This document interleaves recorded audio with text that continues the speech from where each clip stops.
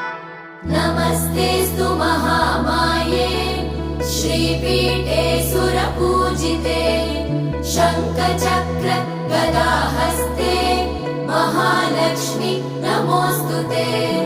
नमस्ते गरुडारूढे कोलासुरभयङ्करी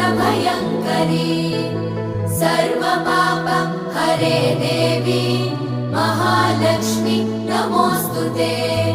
महादेव्यै च विद्महे विष्णुपत्नी च धीमहि तन्नो लक्ष्मी प्रचोदयात्।